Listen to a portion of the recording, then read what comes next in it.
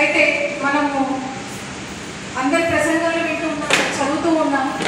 ఆచరణలో మన భావితరాలను ఆచరింప చేసేటట్టుగా ప్రయత్నం చేద్దాం. ఇది ఈ యొక్క వేదిక ద్వారా నా యొక్క మనవి.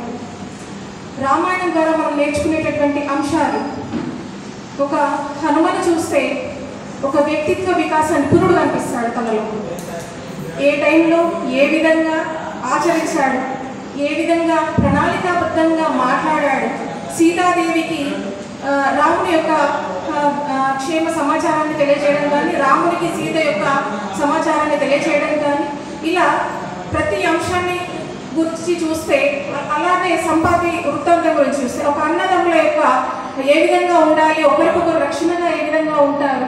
సో అలా మనము పాటించేటటువంటి ఏంటి, మన భావితరాలు పాటించేలాగా ఏమేమి అంశాలు ఉన్నాయి. అదే అట్లా నా యొక్క చిన్న సూచన ఏంటి అంటే, పాఠశాలల్లో కూడా అప్పుడప్పుడు ఇలాంటి కార్యక్రమాలు పెట్టి కనీసము మన పురాణాల గురించి వాళ్ళకి ఎంతో కొంత నేర్పించగలిగినటువంటి వాళ్ళం అవుతాము. ఇలా ఉంటుంది కదా, బాగుంటుంది కదా, మనం కూడా ఆచరిస్తే అని కొంచెం ఆలోచన తెప్పించిన వాళ్ళం అవుతామేమో అని నా యొక్క ఆలోచన.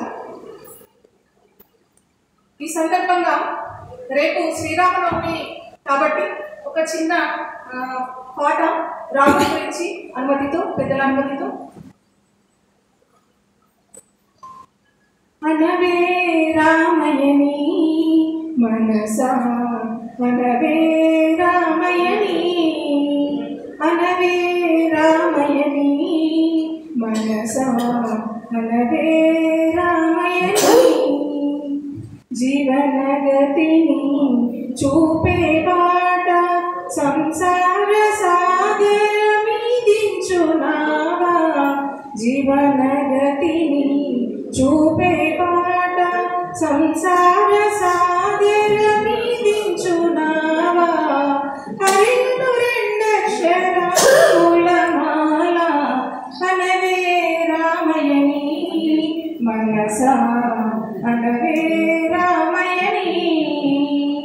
జయ జయ రామ జానకి రామ, జయ జయ రామ జానకి రామ, పదిత పావన సీతారామ. జయ జయ రామ జానకి రామ, పదిత పావన సీతారామ. అందరి తారక మంత్రము వినవే, అనవే రామయని మనసా, అనవే రామయని. వాయునందనుడు హృదయాన కొలిచెను, రామ రామయని నిరతము దలచెను. వాయునందనుడు హృదయాన కొలిచెను, రామ రామయని నిరతము దలచెను.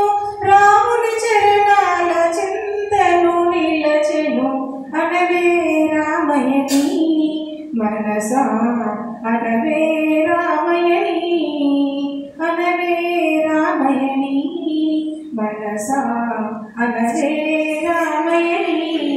జై శ్రీరామ్.